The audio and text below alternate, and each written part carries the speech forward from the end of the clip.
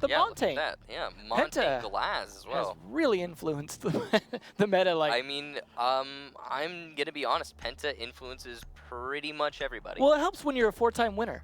It does, yeah, and world champion to boot. Yeah. So, nonetheless, Oh, they here are we bringing go. it. But I don't know if this is the site they were thinking it would be. No, this is it. This is the exact strategy we saw in the North American Play Day earlier. I believe it was Rogue who employed Yeah, this. the one you were very excited about. It was a beautiful strategy. Unfortunately, didn't get executed as well as we would have Well, liked. no, it got executed right. CLG just beautifully countered it. They read the executed strat. on them. Yeah, CLG read the strat and were like, okay, we know how to handle this. And Yeah. they handled it beautifully. So props to Rogue for that strategy, and then also props to CLG for countering it well. Now it's going to be Gaming's turn, and FaZe is going to be the team that has to adapt and figure this one out fast, because if they delay for too long, they will undoubtedly lose the round on time alone. Interestingly, this is a bomb site where smoke doesn't necessarily need to be picked, and so instead we're going to have a mute. And the Echo can kind of play a little bit of that same role, which is especially interesting against the Montaigne, because he can help take down that shield a little bit. So we'll see if that factors in for GCR. I mean, of course, FaZe Clan right now are trying to employ a smoke strategy. That much is clear as day. And the Echo, the Yokai, is very particularly good at counteracting that. Especially with the higher roof, it has more chance of seeing over top of the smoke. Of course. So, assuming it can get all the way to the roof, there are issues where it can be a little struggle to get it to the roof, for example, in the lobby of Bank, just because of the height of the ceiling. You can see that we have spawns on mute, setting up. What was that? A little premature. Questionable C4 there from spawns is going to result in some wasted utility very early on. Yeah, that's going to play right into their hands. Now, he is going to have an angle he's obviously comfortable playing up, but he's going to give out that he's using that angle by doing that C4. So now they're going to be watching a little bit more carefully or just avoiding it altogether. I mean, it's possible he was just trying to open up the angle a little bit wider, but you got to imagine he could have gotten a kill with that C4. A little bit of a waste, but it's not going to matter probably in the long run. It does look like FaZe Clan has fallen into the trap, because they are not trying to counteract the hold here. They're simply opening up the drops as you would expect, which is what this strat is designed to counter. Now, the one issue is that if the Yokai drone is not in a good position, it is likely FaZe will be able to get the plant based on their smokes alone. Right now they're using it for intel. You saw it jump up the square lobby skylight, just jump up and look around like we saw, for example, Redeemer doing on Oregon that one time. So it's got to get in position after that. It has moved into position. It's in the site. It's waiting for the drop. The first line goes out, and there goes the Yokai. That is such a huge pick there from Mav. Nice shot as well. FK trying to flank what isn't there over by elevator hallway, and it looks like FaZe Clan are just getting ready for the push. The first Lion, EE1D if you will, was unsuccessful at achieving anything. Just continuing to stall out here for FaZe. Mav's in a great position, but he's gonna have to get some good timing off to be able to utilize that position. Gohan drops, gets lit up in the process. C4 comes out to deny the plant. It's not gonna happen. With the Yokai dead, the diffuser will be planted in the corner. Good coverage here from cameraman above, and more kills coming out for FaZe. The first one for Gaming in this map. FK1 takes down Astro, but they've got a long road ahead if they want to retake this site. Well, at least that will help on the retake just because of the line off the board now, but they're almost dead at this point. GCR, a nice headshot there onto cameraman, and as you can see, FK is actually above the diffuser, which has been planted. Mav in a good position, though, to deny that disable, gets FK. GCR, though, on fire in this round. Only 1 HP left. He's going to go for the Montaigne. Undoubtedly, Montaigne's calling that out. What a shot from GCR, but it's not enough. Gohan unshields, gets GCR, finishes the round for his team. Not much that could have been done there from the defense in that situation. Ironically, the Echo was much more effective on his gun than he was with his Yokai drone in that situation. Just that early pick of the Yokai drone made that plant so much more possible. And it was unfortunate for them because that really is where they were able to capitalize on that. And the Lion was able to at least get 2 of his charges off, I believe, before he died. Obviously, stopping the retake would have been nice with that last one, but they had the Montaigne to be able to do that as well, to be able to just deny their ability to retake it. And they had a lot of nice hatch angles down as well, good coverage from different sides. I was surprised to see it kind of get down to the wire there at the end, though, just by some great plays by the Echo. So that open area strategy is 0 for 2 so far in the Pro League. A very nice setup. I really like the innovation, but it's just not working out for teams that are employing it. So Astra going to be bringing this Vigil. Should be fun to watch here, just because this, again, is a roam-heavy map, and he is one that can roam fairly effectively. We've even seen, for example, Shate bringing Caveira on this map just to try and help with the roam play. But they're not bringing Jackal or anything like that, and that's a little bit stronger, which is surprising since this is a map that is a little more Jackal-friendly. Instead, bringing a Dokkaebi, maybe a little bit of a questionable choice, but it depends on how they use those phone calls, whether or not they're able to push effectively on those or use those for roam clearing more so than a Jackal getting a single ping on a single person. It's clear for YA Gaming that their motto going into this round is going to be disruption, disruption, disruption with the Dokkaebi and Lion combination. Now, it is definitely a formidable combo, but like you said, there are perhaps better, especially on Bank, better choices that could be made.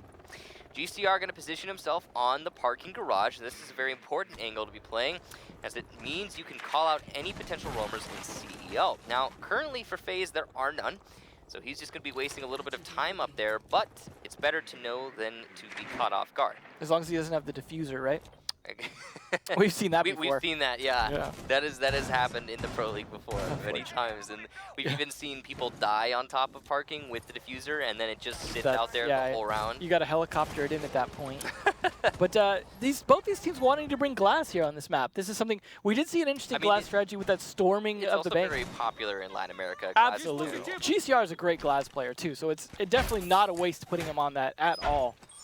Yeah, I think Latin America as a region is the sort of region that likes to bring a lot of various operators. They don't stick to just one thing over and over again. Of course, they're going to stick to your Mara Smoke and Habana Lion, because those are just indisputable as operators go. But they like to do things a little bit differently on the the other half of the best of 5. They have their options, and it's always nice to see them employ those. At least they were able to get control of the lobby at the moment, but this is where it gets difficult. This is where they have trouble pushing in at this point. That's where the smokes and the glass really helps. We saw that 2 days ago with Rogue pushing in with the glass a little more aggressively with the blitz, but they're still going to try it here. This round has felt deceptively fast, but in fact there's already 2 minutes out of the clock. Wow. Only 1 left, and nothing has happened yet. No. Yeah, Gaming has the control they want in that main lobby, but they aren't able to really use it for anything. Bond's pushing up the main stairs. We'll get Moringa. Nice shot there. Pushing to the teller's doorway, though. Cameraman's going to come out on top of the fight with the glass, and that's huge for his team. It means no more shooting through smokes. They still have a mirror window over in B facing A, but Yona able to refrag onto camera before Gohan from the mirror window gets FK1. Now there's only 35 seconds here, and yeah, Gaming have been trading back and forth, but it's definitely in favor of FaZe, as they still have roamers off-site, ready to flank at any given moment, and their anchors, meanwhile, are having a pretty good time of it. Mav from behind gets spawns as Yuna also goes down, but revolts from the square stairs. The last attacker left here.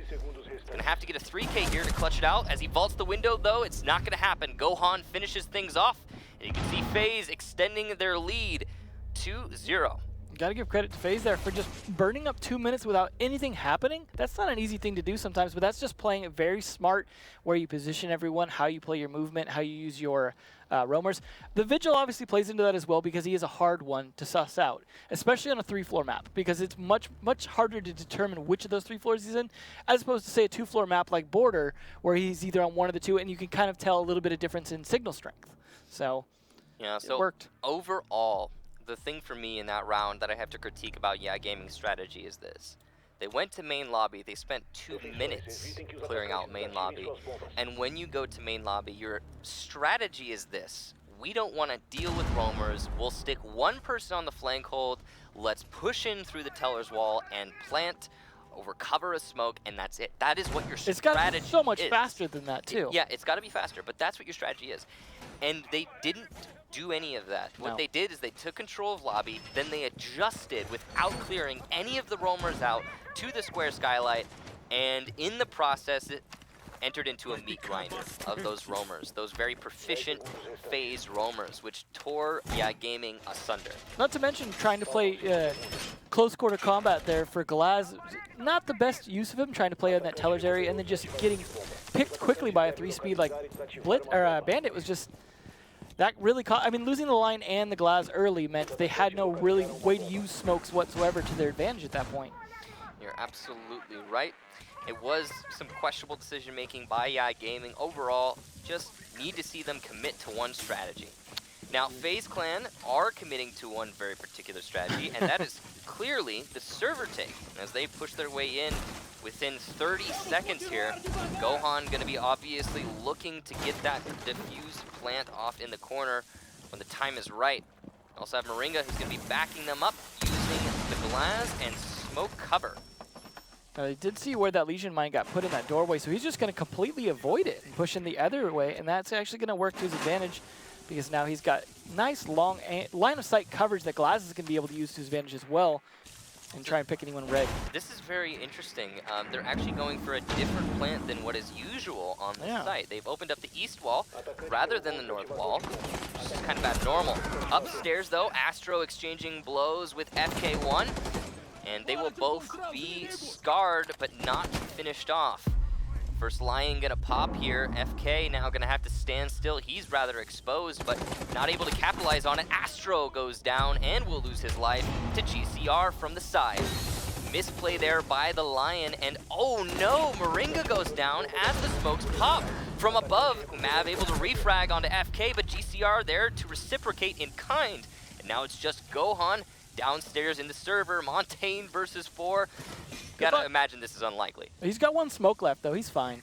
Yeah, he can make it work. The guy's smoke break in the sewers. Can we just call a truce for the next minute? Would be one of the most amazing clutches right now if Gohan were able to win this, but it's not likely. As maybe if it was a blitz. It could. I mean, blitz is good in 1v1s. Honestly, it's not really gonna matter. Yeah, get him to come back into the sewers at you. Yeah. So Gohan just looking for somebody to give away their life. As you can see, YA Gaming clinging on to this round win, nice and firm, not trying to give away any potential advantage, and they're just gonna wait this out. More lesion traps going down, hindering this potential push. But honestly, at this point, Gohan's just saving the op. Yuna will finally finish him off, and we will see YA Gaming win their very first round on Bank. Good job to them to snuff out that assault into server very quickly. So far, GCR has been a big part of why YA Gaming's been able to get some leads sometimes. Yeah, it doesn't always turn into a win, but it definitely helped there as well. And just, it seemed like they had everything going for them once they got into that basement. They were ready to get set up for that plant. But just like we saw in the previous round, that setup didn't turn into any kind of plant anytime soon. They were trying to bait everything out still, and that really stalled them out. Oh, let's bait out the smokes. Let's bait out the C4. And the Montaigne is chosen instead of the Blitz in that case because of the C4 bait, right? Because you want to be able to bait out a C4 and take that blast without having to worry about it. But of course, Montaigne does tank quite quite a bit more because of his full deploy. But overall, either shield would have worked in that situation, I'm sure. The main thing, of course, is just, trying to cover the plant, which never actually managed to happen. You couldn't get it to happen. Well, like you said, they picked the other wall. And the Lion so early on. Well, you saw Astro using the Lion to try and save himself even. Like, oh god, he's going to push me. I've got to use a Lion here so I can take a second to drone and figure out where he's at now. And that's the confusing thing, really, is why is your Lion on flank hold, and why is he trying to aggressively flank hold? No, he should have been down in sewers hanging out, or the servers hanging out with him. Yeah. Either way, he should have been playing passively and in a support function entirely in that sort of strat. Well, I mean, I don't know why Astro's playing anything but Twitch. He still plays Twitch as a main, and he has for, like, since the game came out, it seems like, but Lion just didn't seem like his operator.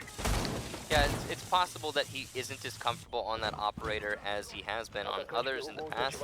So maybe there will be an adaptation there from FaZe in the future, whereby they put someone else on the operator of Lion. Looks like FK1's doing the same thing too. Although in this case, the Montaigne might be a little bit better deployed. We'll see.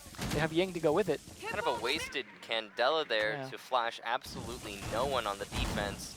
Obviously, they are conscious of the drop down above, but a little bit of drone work could have saved some of that utility had they done it sooner in the round. Of course, there is the mute on FaZe Clan, Mav, who's got some pretty well-placed jammers, which are, of course, going to hinder the YA Gaming drone game.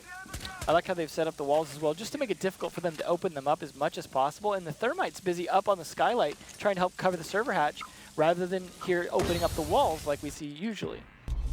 Lion's gonna pop, and here come the smokes as well as the gas canisters in response. The Yokai drone gonna manage to get away after delaying the Montaigne, and it's just an exchange of utility as per usual on this push. And it will continue to be just that for the next 40 or so seconds in all likelihood. Well, let's hope that changes up here so that at least someone's going to manage to get something going, because we've seen a lot of these attacks just stalling out. Neither team seems to be able to have a good way to handle the delays that we're getting from them. And especially these Montaignes, they're just not able to actually push in. And the glasses have actually been mostly ineffective on this map, which is well, they keep dying before they get to shoot their gun, yeah. Really. Generally not a good policy. Although the smokes in this case are kind of working in his favor once they're baited out, because he can see through them and they might peek a little more aggressively, but... Not entirely sure how many more smokes are left on the attacking side. I'm going to actually venture to guess not very many. Yeah, a single smoke for attack. And at 50 seconds left, they've successfully baited out, I believe, 2 gas canisters, but no potential C4s have been baited out, which means Cameraman almost certainly still has one, as well as probably Mav. Oh, there you go. The last gas canister will get Yuna. Good job there from Moringa to wait for the perfect opportunity. And the C4 detonates, doesn't get anyone, still potentially 1 C4 on FaZe, but overall, good utility management from the defensive team. At least the diffuser's in the right room. Oh no, from behind, Revolt gets Gohan, not paying attention to his surroundings. Gohan, the first defender to fall. We see Moringa get the refrag early on. FK will get one as he pushes into the site. Astro somehow inside of server. What is happening here? Back and forth now as Gaming in garage. Spawns gets one, Revolts gets another. It's just Astro in server. He's got a delay for 5 seconds. The diffuser is down. It cannot be planted. And here it comes. Actually, no, it is being planted inside of A. But is there a teammate to cover? No! What a shot from Astro! What? He gets the clutch! Astro, are you kidding me? What has just happened? Against all odds, pushing into server in the late end of the round. 1 versus 4, I believe. An amazing clutch from him, coming from behind at the perfect moment. Wow, that is what happens when Astro's playing an operator he's a bit more comfortable on. What a shot onto, I believe that was the Habana in the B bomb site. That was what caused him to be able to clutch that round. If it weren't for that, surely he would have died. I mean, I liked the quick movement and getting that plant down. Obviously, they didn't have a whole lot of choice, but they managed to pick off so many defenders so fast. Some of that was due to the Thermite coming around for the flank and taking down that Echo. I mean, we see a lot of Echo playing in garage, but that's one way to get the Yokai drone out and make sure it stays out. So I think that really kicked things off for their potential plant clutch, but Astro said, no, that's fine. We gave you guys 1 round. That's enough. Let's close this out. We are going to see a Jackal this time, though, so that will help out. And I'm assuming Astro's back. Yep, back on that Twitch. We were just talking about he's one of those players that just really demonstrates. Like I would say he's probably the best Twitch player in the world at the moment, unless there's somebody you could think of that is a little bit better. But I think potentially. I mean, there aren't a lot of Twitch players in the meta. Not anymore. And he's still got it, I think. But I like the adaptation of bringing the Jackal this time. We did see last time that was. It was a little less effective clearing those roamers, and with GCR playing that Vigil pretty effectively, that's where the Jackal is a little bit stronger than trying to use just Lion, because Vigil can just kind of hang out and avoid those drones, as well as avoid getting pushed. So we'll see if that pays off, but no Blitz. So we're just not seeing a ton of Blitz. We see more Montaigne than Blitz on this particular map at the moment, so that's been interesting. Partially, I think, just because of some of the additional coverage that he gets, but he's also not as effective at fragging, which I think is a big downside for how they're playing it, because we're seeing, yes, Montaigne's great for denying things, but all they're doing is most of the time denying their own pushes in terms of trying to use the Montaigne. So we'll see if that changes up as we go. Both shields are definitely viable in our current meta, and it seems like both of these teams are kind of moving backwards a little bit. We're seeing a lot of smoke strategies being employed, and it seemed different results. Yeah. I mean, that last round, if it weren't for Astro on the clutch, it probably would have been a different story.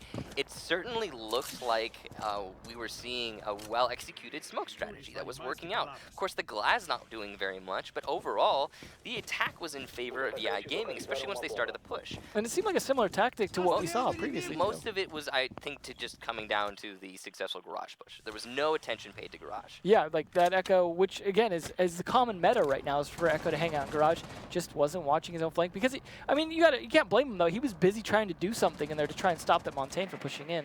Yeah, but overall, again, if it weren't for the clutch from Astro, would have been drastically different. Absolutely. We are going to see another change up though. We're going to see the Pulse this time. And so for Revolts, that should be interesting to see if this helps a little bit on this defense. Is he going to be able to get a bit more intel on the push from upstairs, which is undoubtedly going to come. They need to take upstairs control unless they just, again, want to push in from lobby and hope they can just ignore the roamers. But in this case, Astro going to try and at least get lone office control first. Lone office is a very important position if you're going for a main lobby take, but if you're just going to go ahead and come from behind, as it seems like FaZe is setting themselves up for multiple options, it's not that useful. You're overexposing yourself a lot. Astro pushing up the main lobby stairs, gonna go ahead and leave main lobby in the dust. He's just trying to disable meeting hall, and he has successfully done that whether he knows it or not. You can see there's one player inside of it, and here goes for the peek. He will get that kill. Nice shot, and a double for Astro. Mav also gets one for himself, and very swiftly within a second, all three of the roamers upstairs are felled. Now, that's effective for a player. That leaves just Yuna and Revolts down in the site. One C4 between them as Revolt C4 detonates without any use. Two EE1Ds swiftly used by FaZe Clan. They're just looking for these last two defenders. C4 comes out from Yuna, will get cameraman. That's the Lion. Very important frag, but it's not going to matter as Mav gets Revolt. Yuna will get a second for himself onto Moringa. He's going to have to ace to clutch this. Now, he does have the diffuser, and now he knows it. Oh, what a kill onto Astro. Finishes it off with the shotgun. Maybe a little bit of a misplay. Potentially could have just, tried to get a better position and went for the reload there. But it doesn't matter. Gohan finishes things off. Nice 3K there from Yuna, but it's just not enough. And now, match point for map number 1 in favor of FaZe, 4-1. Well, at least credit to Yuna there. That was a tough situation. You just lost all your homies in a very short period of time there, and the pulse C4 was ineffective. I got to give credit to as well for that C4 throw. That was a smart heads-up play knowing that they were pushing in. Yep. You're blinded. All you can do at that point is press the trigger on that detonator, and did get one kill because he knows they're going to be pushing in on that, especially that low of time left. They need to push to follow that up. Well, his gamble certainly paid off. Now, we are going to be seeing, I believe that is Teller's Archives as our defense here from FaZe Clan. Yes, indeed. No one really wanting to play CEO, it seems like. We've seen an open area, which is a bit more rare. I mean, but CEO, yeah, it hasn't been played by either of these teams, but it isn't exactly... We talked about how it's more popular, but I wouldn't say it's popular. No, it's definitely not currently, as we like to call it, the meta, but it is definitely been stronger than we would have expected lately, so I would agree with that. We'll see if we'll see if it gets more play. The open area strategy is over too. The CEO strategies we've been seeing are like 4 for 5, 4 for 6, something like that. Which is much better than it used to be. Yeah, that's for sure. So the top floor has been pretty successful in the past, but still neither team choosing to employ it in this match. We're going to see a first Buck and Zofia, so there's just a lot of change-ups coming from the operators that they're playing on this. Technically 3 soft destructors, 2 dedicated soft destructors on the attacking side. If you're not familiar with what I mean by soft destructor, of course that's Sledge and Buck, and then technically Zofia also kind of counts in that pool, though she has a lot of other utility. Someone who can do a little more destruction than just bullet holes, basically. Yeah, essentially. Now, FK going to be pushing his way into the main lobby. You can see that, Gaming trying to employ that main lobby strategy yet again, but the question is, are they going to commit to it, or will they decide, like they did last time, to stray far afield and get themselves tuned up in the process? Now, we do have, of course, Spawns upstairs, who is very swiftly taking control over that CEO, but he is effectively stranded by himself and exposed as a result. It's going to be down to him to be able to win whatever fight that Yad chooses to put him up against. We've seen a lot of this angle getting played lately on Bank. That seems to be one that they're using quite often, just not necessarily always as effective as they would like. This approach just barely missing the head, but at least gets the window open. That was an opportunity wasted there from Spawn, certainly, but as you said, the window open, that's going to allow Gaming to push in a lot more aggressively. Now, it's clear that Gaming have adapted since the last time they went to this site on attack. They've been able to disable the first mirror window swiftly thanks to the Buck on the top floor, and they are likely to get the second one in due course. Just a matter of time, really. Well, they still got plenty of time left. A minute and a half is not bad when they've got top-down control like this. Absolutely.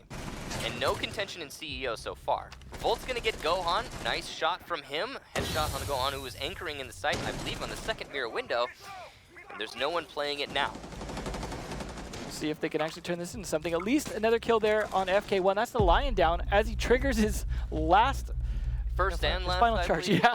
Unfortunate. Yeah, so Elevator Hall still in control of Gaming. FaZe Clan holding firm here, but yeah, has a really good grip on this round, as well as being able to push into the A bomb site almost uncontended. A little bit of shots going there onto GCR from the very long angle you can see being played there in small office, but it's not able to finish him off. Spawn still with top-down control, sees the feet of a player, but cannot shoot him. Revolt's gonna get a kill onto Cameraman.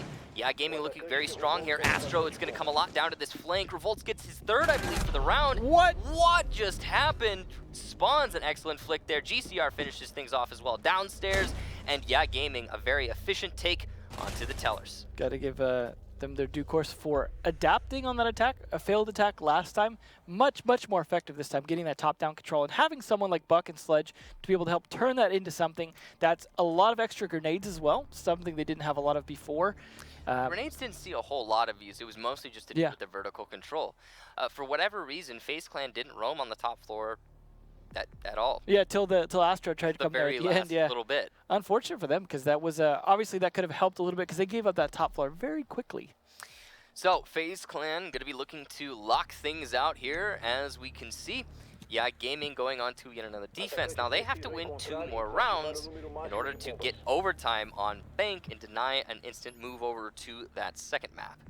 And that's a tall order, especially considering how dominant FaZe has been looking so far on Bank. Yeah, it's not going to be easy, but at least we've seen that they can adapt. They can change things up, and they can do it a little bit better. But with a 2-round deficit like this, that may not be enough to even really get 1 more round at this point. We'll see. Operator selection mostly just the same for both teams. Of course, we don't have a Glaz or a Montaigne on FaZe's side, which means they have decided that that strategy is simply not working for them, and they're going to try and mix things up, do a little bit different. But overall, you know, season-wise, no surprises, pretty much typical lineups here. Yeah, they're not going for a Montaigne push this time, as I think both teams have decided that just did not work out how they would hope. And they also switched it up to where Astro now back on the Twitch and Cameraman instead of going to take up the Lion.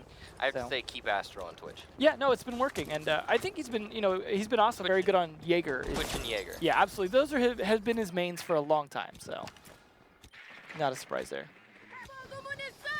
Just a little bit of droning coming out here from FaZe. They're going to try and gather information on this top floor so they know what they're dealing with. You and I, we know that there's no one upstairs, but they don't. FaZe has to learn that the hard way, so they're going to be putting in that time and effort.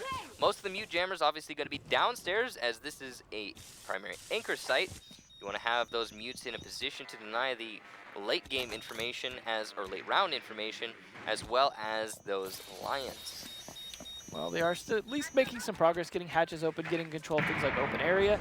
But as we've seen before, they can tend to get stalled out on these attacks that both these teams have been doing once they get that control.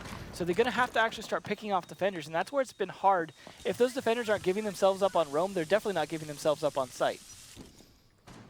At least the Echo's able to play in garage this time for a while. He's paying attention to the garage, yeah, for sure. He doesn't want to get flanked again. Just a bit of a stall out here from FaZe Clan. Missed shot there just barely from the smoke there. I believe actually it was FaZe who was defending the basement when they got flanked, but oh yeah. Yeah, it doesn't really matter. Of course, you learn from your enemy's mistakes as well as your own. Either way, don't want to get flanked from the garage, which is interesting. The garage is a site, or an area of this site that in the past was, I think, one of the most important things to hold for defense, but has kind of fallen out of favor in the most recent times. It's only acceptable to push it as an attacking team if you are focusing it with a shield early and then just positioning someone there, or if the defense is not paying attention to it. And that is so often not the case. Yeah, defense seems like they're definitely paying attention this time, and having a pulse really helps with that.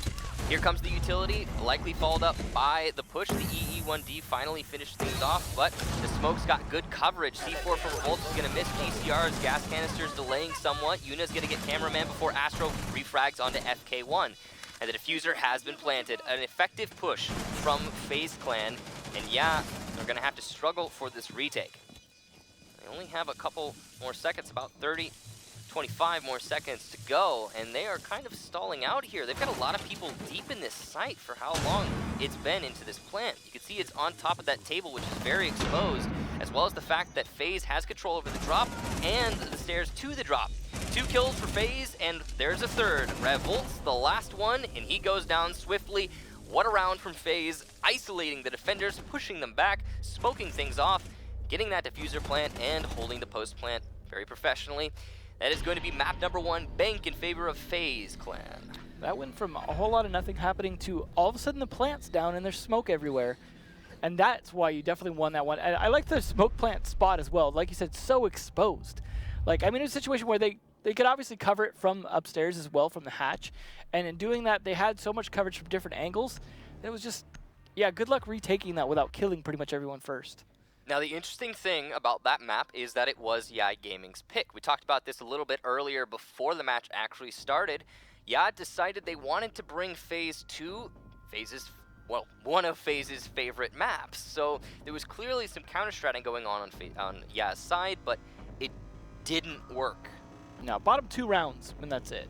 You know, I wonder if it might have been the confidence of that open area defense where they're like, oh, well, this defense is so great, we're going to be able to make it swing the rounds in our favor. Yeah, well, I mean, you don't go into this game expecting to lose, right? You always go in expecting to win. Otherwise, you don't have the confidence and mentality to be able to play it. And so sometimes that could be a confidence boost to a team as well to say, we're going to counter-strat them. We've got this. We know how to play against them. We've got some cool new strats that I don't think they know how to play against. That confidence, yeah, you go in with that. You go in to say, like, we can take them on their map. Because if you do, you're super confident map too. Whatever the case, didn't work out for Yap.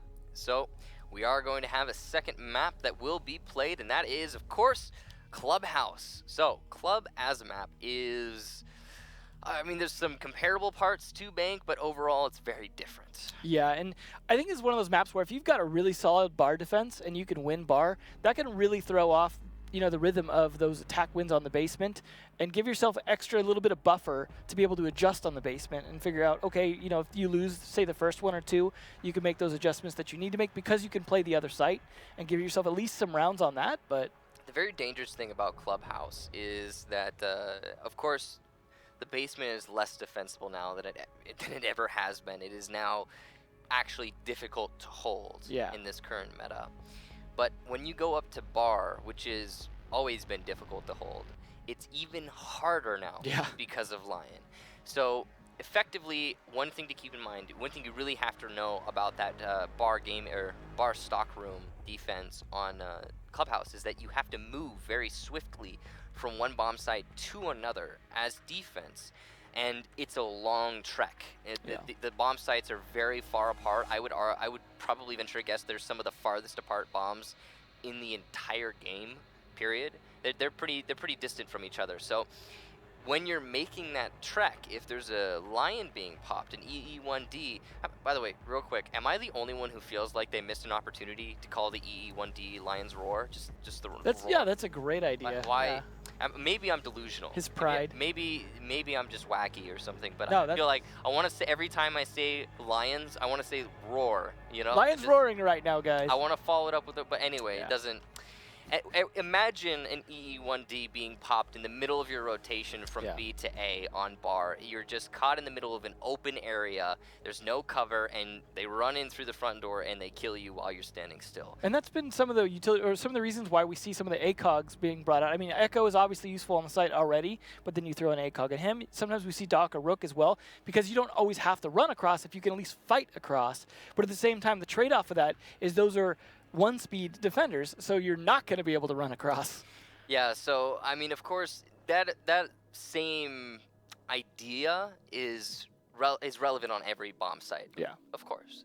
It just happens to be that these two bombs are very far from each other on bar and stock, and there's a huge open area in between them. Yeah. So it's extremely dangerous. Not to mention a soft ceiling above you, which makes it so that if they can get above you, which, you know, there's usually like an initial fight a lot of times over that top floor. Of course, I think, you know, maybe we were forgetting that is a secondary use for Lion. Yeah. But we'll just stop talking about Lion for now. We are trying to get everybody into the lobby for Clubhouse. Should be another 2-3 minutes. We'll see if we can get everyone loaded in. Hopefully, as I'm sure they're antsy to get this going. I mean, I got to imagine, though, FaZe is going to want to keep that momentum going. They're going to want to get into it quickly. But, yeah, on the other hand, may need to kind of regroup and think like, well, okay, we lost. Not only did we lose by 3 points, we also lost the map that we picked and thought we were going to do good on. But Yeah, it's going to be unfortunate for going into this next map in terms of confidence, like we were talking about earlier, how much that factors in. Because FaZe already we're going to be coming into this confident because, well, it's FaZe. Yeah. You know, so FaZe as a team, I think, is undisputably one of the top 2-3 teams in Latin America. Well, representing their org. They of course they're representing their org as well, but overall, like, just history, most recent history has shown us that they as a team have been performing very well, if you just look at the stats alone. And I think that Gaming, while they are a team similarly have been playing pretty well, and they are one of the top teams out of Latin America, they, you know, have been struggling a little bit more. Yeah. And they've got a lot more to climb. Now, all that said, I do think could take this series. Well, I thought they could take this series, not after the ban phase. Yeah, that's what really sold me in FaZe. Like, honestly, you're bringing them to Bank, and Clubhouse is not exactly a map that FaZe isn't familiar with. I mean, they're not going to have too much trouble there. Honestly, Oregon probably would have been Yaz's best bet in this that series. Or just go to Coastline at this point and hope that they're just not as good on that map. Overall, though, it was the Bank. Yeah. You know, it was you're bringing FaZe to Bank. And we talked about it before the match even began.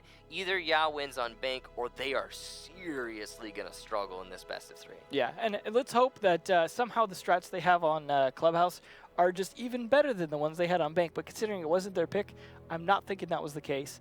As they had first pick. Second pick can be a little bit more up there in terms of, like, if you pick second, maybe they wanted to pick Bank also, and maybe Bank was their primary pick and not Clubhouse. But if you're first pick, that's where you want to go. Anything is possible.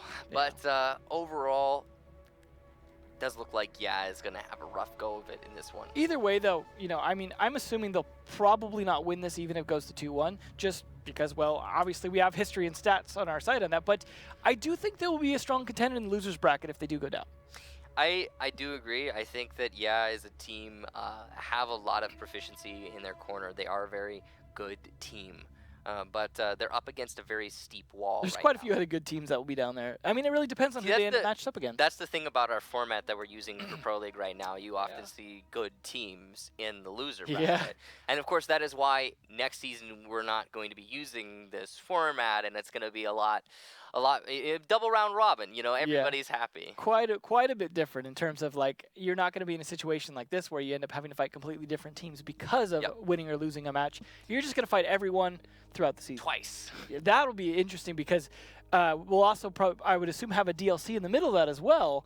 I mean, and so the second time around, we'll have to see how it actually works out. But overall, the structure is going to be so very exciting. You know, when you look at it from the even from the inside, from the outside, overall, when you look at Season 8, which is the next season, it kind of looks like it's going to be the first real Siege season, like the first, like, everything proper Siege season, where we have all the teams are, you know, all competing at the same level. All the big orgs. Oh, we got all the big orgs as well, and just overall, the format is well organized, and everything is just, it's exciting. Yeah. Season 8 is exciting, and that's what makes Season 7, this one we're in right now, oh so much more important, because we've talked about this before. Every team that doesn't make it into Season 8 is going to struggle, because it's the 6-month season. This season is about 2.5 months. Yeah. Right? It's short. It's a wee season. But it's one of the most important seasons ever in Siege because it leads into next season and that 6-month-long stretch. And it's hard because we even struggle with teams just trying to stick together in some of these regions for even 3 months. That's evened out quite a lot. So yeah, and thankfully I think the orgs coming in is a big part of that in terms of, like, it gives you motivation to stay and, well, contracts. There were a lot of teams after the Invitational that I was expecting to implode. Yeah. And everyone going to go their own separate ways, and it didn't happen. So it's stabilizing. All that said, we are going to be getting into map number 2. Thank you so much for your patience. It will be Clubhouse. FaZe took map number 1 in 5-2 fashion, and now they're going to be looking to go onto their map pick, that is, of Clubhouse, to try and be just as dominant. Well, there's 2 bomb sites, so I would love for one of these teams to really try something different if it could work. As Devin was saying, there you could see there in the rundown, the map rundown, that it was actually 4 bomb sites, but that is incorrect. Yeah. That's just a technicality. On Clubhouse, there are 2 bomb sites. 2.5, if you count Cash. But I think most people would just say 2. I mean, in this current meta, Anything's possible. I don't know. All right, I'm gonna take my hands way off this one. I'm gonna say we've seen some cash defenses. We could see some more cash defenses. The only time I'll count cash is payday. It's just the only time I count cash is on my actual payday. So it's just it's not a great bomb site. The master of yokes, ladies and gentlemen. Yeah, right. So someone's got to make them. So I mean, but it's a situation where like if the defenders were suddenly stronger because of their new operators, you know, maybe try something like that. But when the attackers are now stronger, there's even more risk in trying an offsite. I think the reason we've been seeing so many offsites in this season isn't because the defenders are stronger. I think it's just it is because the attackers are stronger. It's the attackers. No, Yeah. You've got to deal with them somehow. Yeah. What's if going to basement on Clubhouse isn't working, What have you got left? then yeah, maybe you need to try something different. Well, they're already getting into the top floor pretty fast there. Yep. So that's good. They're at least getting control of that. With the Jackal, if there was anyone that tried to roam up there at all, that's going to give additional down pretty fast. Probably not going to, though, but he's going to, I imagine, get some footprints on that stairs, at least in there. Oh, nope, someone was upstairs. Unfortunate. That's going to give additional intel. Those marks coming pretty swiftly now after his buff quite a while ago. Yep. Yeah, Jackal is an operator that in the past wasn't seen as a very viable, but he sees a lot more play these days. Yeah, especially when you've got operators like Vigil as well that are a little harder to drone, and then combine them with the line because you either force them to stand still and get shot or move and get shot. And overall, the relevance of roamers in this meta, you've gotta have someone to hunt them down. And Lion, while he's really good at that, you really want his global ability to be for more than just hunting roamers, and having that specific roam hunter in Jackal is beneficial. Now, we are seeing the drop downs opened up.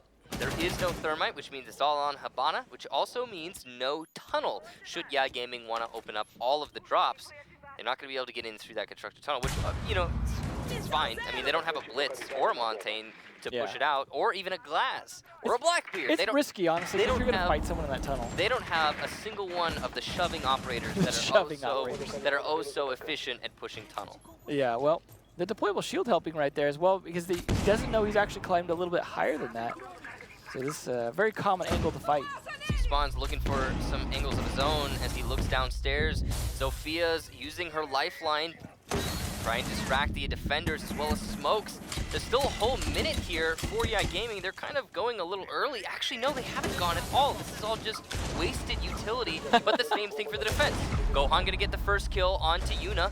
Very important frag. As the EE1D detonates, it's going to force FaZe to stand still, but Moringa going to get a kill regardless. And Ya Gaming finding themselves at a two-man deficit after using most of their utility, as well as losing their Lion on the push. This is not looking good for Ya Gaming. Now, they didn't choose to use any angle other than this kitchen drop, and they are effectively and efficiently bottlenecking themselves as the last two smokes come out from the attack. Will it be followed up by a drop? It certainly must be. With only 20 seconds, they've got to go. Moringa through the smoke, gonna get spawns. Gohan pushes in, gets one for himself, and it's all just down to Revolts. It doesn't really matter what he does at this point. It is physically impossible for him to kill everyone on the defense. But a nice try from Ya Gaming, and he's just gonna save the op. Is it just me, or is this like the second or third time that I have seen Revolts deliberately wait out the round? I believe he was also the Habana. Was it Mav who was going for an ace on Oregon? That this was like a season or two ago. Yeah. In a Latin American match, it was on Oregon. I can't remember the exact player, but someone was going for an ace. He had gotten a 4K, and it was Revolts, I want to say, waiting in the construction tunnel for the time to end. He so typically does that. It's like his trademark now. Yeah, maybe he's just, you know, like, if I die, it tilts me more, so I just stay alive at that point. But it's not exactly a bad thing or anything. You know, it's no hate on Revolts. Yeah. He couldn't have done anything there. Right. But he just kind of, you know, he hangs out. Well, we might see a tunnel push this time. They've got the Blitz and a Thermite, so it should be interesting. I mean, they've got Buck as well to be able to fight the kitchen. So we'll see. If anyone is going to be pushing in, I think FaZe is a good one to be doing it, to be able to actually like just blow up the tunnel, push them in, and then obviously the Habanas to be able to open up the drops. So we'll see. They are setting up to be able to at least defend the tunnel a little bit. You got Jaeger setting up some ADSs there, and they've got Smoke to be able to play there. I imagine Smoke probably bringing Wire, Doc also bringing Wire, so they can at least slow it down a little bit, but that doesn't do much to slow down that Blitz train once it starts coming. Yeah, the Blitz train is very dangerous. There's no Finka to back it up in this attack, but probably wouldn't be that...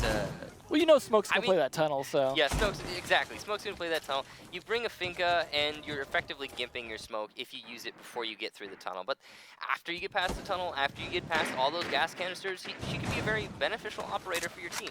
It's all about timing, right? Because you don't have to pop it early. Yeah, it's exactly it. It's all about time management. So, I mean, and that's one thing to remember is, like, you're not automatically going to get hurt more by Smoke unless you've actually used it, although it does last quite a while. So it's a case of, like, you just want to make sure if you've taken Smoke off the board, go for it, you know? Just spam it at that point.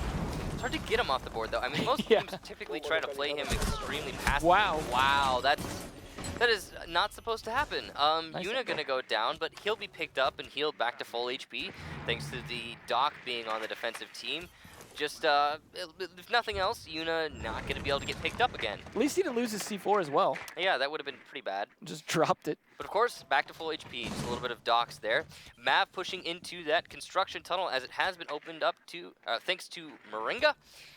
Bringing double hard destructors, very smart here from FaZe to give themselves a lot of options. Gohan gonna see, I believe that was the Pulse just underneath him, but not gonna try and contest him immediately upon visual cue. Mav using some of his gas canisters, not gonna be able to, or gas grenades rather, gonna get caught by the ADSs unfortunately, so some wasted utility there. At least they brought Buck in to try and help clear out that barbed wire, so he's not trying to push too aggressively into it, but they're wasting a lot of time and utility trying to push that tunnel for something that's supposed to be a bit more of a rush, and then Smoke isn't even in there contesting him. Yeah, it's kind of interesting that we've had 2 minutes wasted there, and exactly, you're right, there's no one trying to fight the tunnel at all. First EE1D goes out. GCR earlier died to Gohan from above inside of that kitchen. Good use of the Buck there to be able to get that angle. FK going to be holding fast inside of blue, and that's a very important position for him to... Oh, wow, that is not supposed to happen. Astro, a very long angle into spawns. Moringa from inside. Blue gets a kill. Manages to get another through the wall. What a shot. Gohan as well, getting FK, and overall, a good execution there from FaZe. Look at this shot. The wall hacks helping out the Thermite there in that situation from blue. Wow.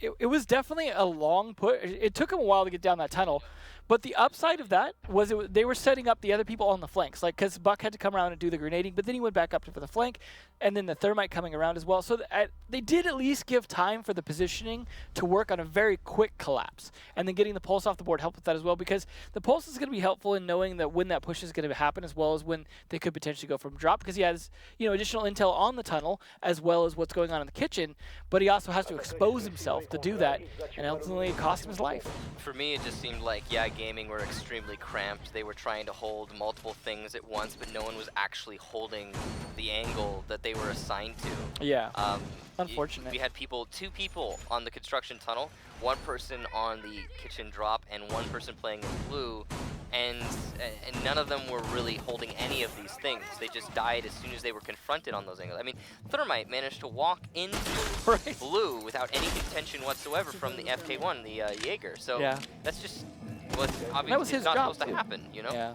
Well, nonetheless, we are going to see a cash room, surprisingly enough, it looks like. They are going to bring it out. As you said, maybe an act of creativity or desperation, depending on how you want to see it at this point, in response to, well, basement being hard to defend. So we'll see, though. FaZe, if anyone could pull it off, FaZe would be a team to potentially do it here, especially against a team like Yahoo who've been struggling here to fight against FaZe. But keep in mind that there's a good chance that Gaming's setup, their particular attacking operators are going to be bringing, are going to be intended for a different bomb site than they are going to be fighting. That doesn't mean they're useless by any means. They're still very strong on the bomb site. You can see he can even open hatches for himself as the Glaz there of GCR. Well, nonetheless... Very efficient. Yeah, they're going to have to figure out how they want to attack this now, as they're going to have to do a little more fluidly. Spawn's going to put down some early damage onto Mav, but not going to be able to get that kill. A lot of information here in the favor of They are going to be able to, they're very efficient here in their clearing. Also going to be shutting down a lot of those Valkyrie camps, as you can see. I really like that Valkyrie camp. Very good position, but obviously GCR conscious of said position. Thank goodness for that. FK going to get a headshot onto camera from below, it seems, inside of stock. Good angle there to be utilized. And good teamwork, I'm guessing, from a drone above to get that information. shoot through that floor. Mav stuck inside of storage room. It's a very dangerous place to be stuck, and as the EE1D goes off, FK will get that kill with the assist. Moringa gets a refrag, but Spawn's pushing in through the front door, gets Astro, and now FaZe Clan 2 versus 4 in dire straits, not looking like they have a good chance for this round. I mean, it's possible. We've seen 2v4s before.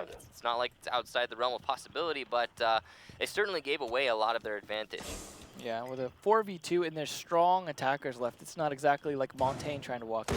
So the question is this deficit because of the defense of Cash Room, or is it just, oh wow, not paying attention there? Moringa gonna get spawned on the drone.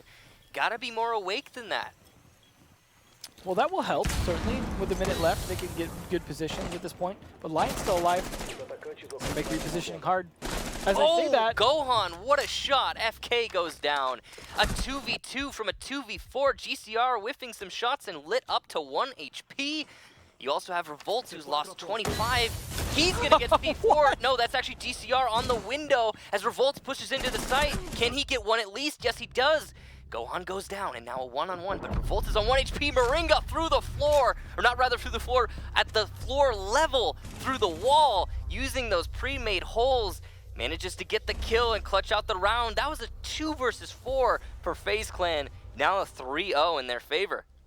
It was really, really doubtful going into that 2v4 that they were going to win that, but just mistakes made by Yeah Gaming, turning all their advantage against them. Just the two site players left. Obviously, they were the ones who were kind of the core of that defense as well. I mean, some of the other players were playing a little bit more spread out, but nonetheless, just well played. The roaming strategy that was being employed by FaZe Clan is they had 2 roamers, 1 anchor, and the anchor died very early. One of their anchors died very early on to the Lion from inside of storage room from below, because that's of course a destructible ceiling / floor. Yeah. But apart from that, their double roamer strategy just did not work out. No. But at least their sight hold at the end did. Yeah, and you can sometimes you see those double roam strategies, and the way what you talk about them is, you know, like had FaZe lost that round, it would have been a conversation of, okay, well, clearly the roamer strategy from FaZe not being employed very well, and more importantly, it comes down to the fact that, very briefly, Moringa and who was that? With the 7 and 6 kills? 2 people on FaZe Clan holding up the board. I just noticed that as the scoreboard popped away. It's probably Astro, yeah. Yeah. As the scoreboard popped away, I only just glanced at it. There was a couple donuts too, as well. Yeah. Out of 3 rounds, surprisingly. Two donuts on FaZe. Because the top guys are taking all the kills. And 1 breadstick, and it's just it's a very lopsided match right now. On Yeah Gaming, we've got 2-1-1-0-0, I believe. Yeah, they're it's almost binary at that point. Fortunately for Yeah Gaming, that's why they're at a 3-round deficit already on this map. And yeah, this is it's been a struggle.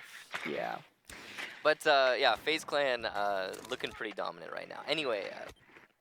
Yeah, it has been a very interesting map. Are they going for a Vigil roam? Should be interesting. It's one that sometimes we've seen work a little bit better than other roams on this map, but it's still a risky one to be playing, especially against a team like FaZe. There's that Blitz.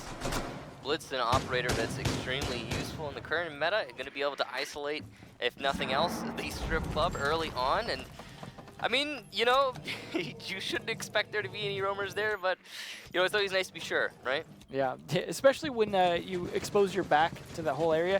It does get cut off, though. It is one where they don't have any other way to rotate to it unless they do some really risky runouts. So it's nice to cut that off, just kind of like the west side on Oregon we were talking about earlier. So we've talked about it before. We'll talk about it again. Unreinforced drop-downs on Clubhouse. Now, the argument for unreinforced drop-downs on Clubhouse is, oh, well, they're going to get them open anyway. But that really doesn't make any sense. Especially when Habana can clear. It means that the Habana can open up so much more. If there's, for example, a mirror window or that ADSs. the Habana wants to open up, or if they want to clear ADSs, there are so many options now for FaZe Clan because Yeah Gaming effectively got lazy. And if it was deliberate, then it's just a misplay. Yeah, it's one of those situations where maybe there was some strategy, but I like you said, maybe probably the wrong one. Yeah. Because it's just you need to commit that hard destruction, else FaZe Clan can use it elsewhere. Especially if you're able to kill a Habana early. Yeah, especially, yeah, definitely. Well, they're stalled out here in this tunnel, unfortunately, for that Blitz. Yeah, and there's only a minute left. GCR going to be pushing up that main stair. He's got Yuna to support him, I believe that is. It's a very dangerous play, though. Yeah. You see cameraman's ready for it and waiting. But FaZe actually don't have much control in those main stairs. Gohan gonna get GCR as he pushes all the way up. Yuna gonna get detected downstairs. He's falling back through the wall. Mav gonna look for some kills into blue. It's not gonna happen. Astro playing this long angle. You can see FK much more diligent now in blue. And he goes for an aggressive push in exchange of bullets. Either player dying. Yuna elsewhere gets Gohan. It's back and forth with these two teams, but there's only 20 seconds. Here come the smokes, here come the EE1Ds. This is it, the final push coming from FaZe Clan. Yeah Gaming pushing very aggressively into the main hallway. FK inside of blue still, but full control over Arsenal in favor of FaZe. Yeah Gaming gonna be trying to get top floor control to retake from above. Mav gets a pistol shot onto Revolt. FK from above gets 2. Moringa will finally get Yuna, but Spawn's also trading it back. Cameraman in the site holds down the post plant. FaZe Clan put it on to match point. I liked the idea of, like, we know how they're going to plant this. They're going to dump all their smokes and they're going to plant. And we're just going to run upstairs because they're going to be so over-focused on that. It was a great idea, but just they got 1 kill out of it and just couldn't turn that into anything else. They got 2 kills out of it. Yeah, well, it was just not very effective at that point. I guess 3, actually, if you count the last one. But overall, yeah, it was a nice try from Yeah Gaming, a good read. I agree with you there. But it wasn't enough. They need to have more actual hard anchorage in the site. They need to be able to hold Arsenal.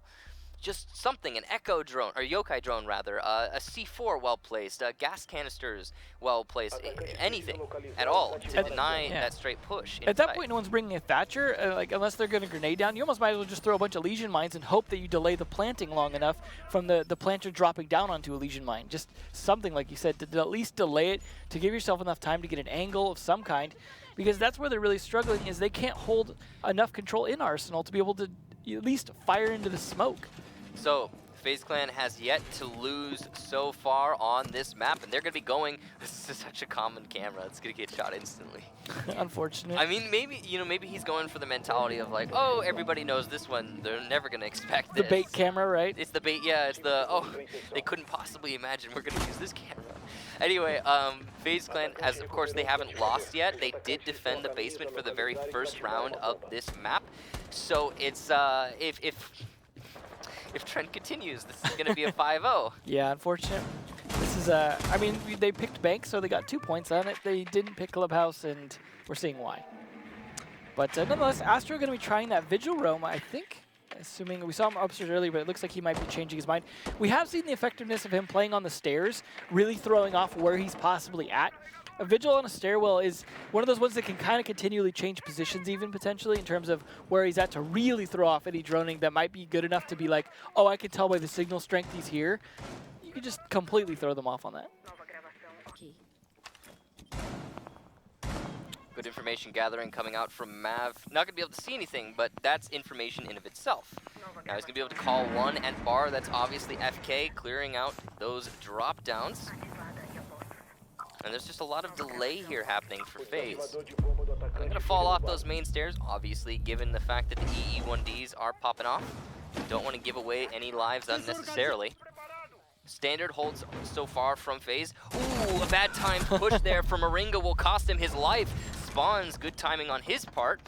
And now that is Construction Tunnel in control of Yeah Gaming, more importantly, 1-man advantage.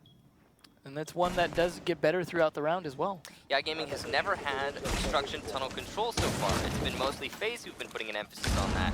And as the C4 misses from Gohan, this could very well be Yeah Gaming's first win. They're definitely going to give it a try, but they're going to have to take out Astro at some point, or he's going to have to fail his attempt to try and help retake site. But he's pushing a little aggressively and does... Gives away his position with the sound, but a nice shot there onto FK. The Habana goes down. Beautiful. We'll see if that pays off for them, though. Still got to stick the site. Not a whole minute left for the attackers, but at least a grenade takes down Cameraman, and that's one less defender to do it. EE1D pops. GCR, as you said, gets that nade as the player is standing still. I believe it was before the EE1D, but that's beside the point. Yuna gets another one onto Mav, and it's a 1 versus 4 as Astro goes down. As he pushes into blue, Gohan will die, and Yeah Gaming will win their very first round in this map. Well, good on them for finally adapting. I feel like just well-played firefights, and also some of the positioning just did not work out at all for FaZe, where they thought they had the advantage, and at least Astro getting some use out of that roam. So we've only seen one round outside of basement, and we're going back to basement yet again for YA Gaming, since they have not been successful in the defense yet. Unfortunate, as this is very likely to be the last round. Well, I mean, every round from here on out is very likely to be the last round, unless YA is going to win 4 in a row. It'd be a very impressive task against FaZe, considering how dominant they've seemed. It looks like last minute there, YA Gaming going to switch things up. Instead of going downstairs, they're going to opt to go to the bar stock room, which is, honestly, I like this change. I'm glad that they're trying to adapt. I mean, we'll see if they're able to actually really adapt as opposed to just changing bomb sites, but at least they're bringing a decent lineup for it, although we'll see what FaZe are actually going to do with that information. They still got a plenty good enough lineup to be able to attack this just fine. They've got the ability to open up the club side with the Thermite, use whatever they want to do with the Habana at that point. They could open the hatch from above pool, which we see Habanas do often. They can open that up from the roof, not have to actually get down there and get dirty to do it. And then be able to have plenty of control from top down from the buck to be able to open up the floor above, and grenade down the common spots where perhaps the Echo or one of the other defenders might be hiding. Nonetheless, though, at least with a pulse, they'll be able to tell where the attackers might be coming from. But as you said, this is a hard bomb site to just run across. So if they're not detecting anyone over there, he has to kind of be able to play between the two if he wants to try and detect on the other side, which is easier said than done, especially with Lion in the mix. Revolt's lit up early in the round. Only 30 seconds have progressed here, and he's going to be in a bad spot. One bullet will kill him pretty easily from almost every gun.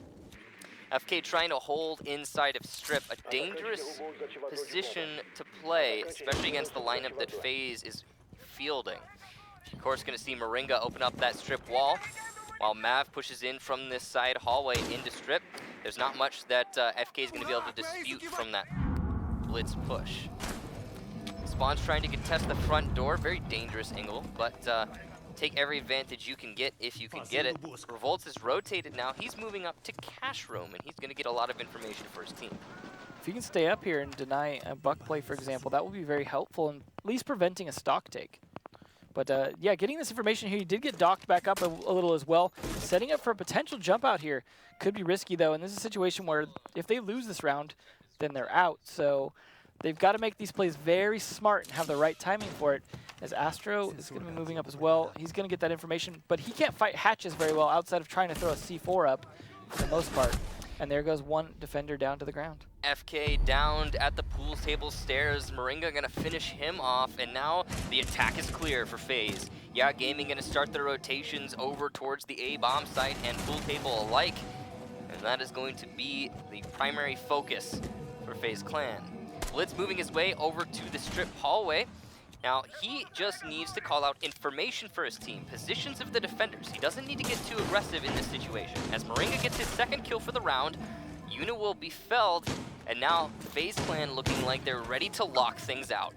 Here comes the first EE1D to my recollection, and that is going to force YA Gaming to stand still. C4 will miss from Revolt. That's unfortunate for YA. And from above, you're going to see still Gohan laying down some fire. Astro gets one under Revolts. Gohan gets one from above onto Spawns, and it's all GCR. He will get a kill onto Gohan. That's very important, but he's full blind.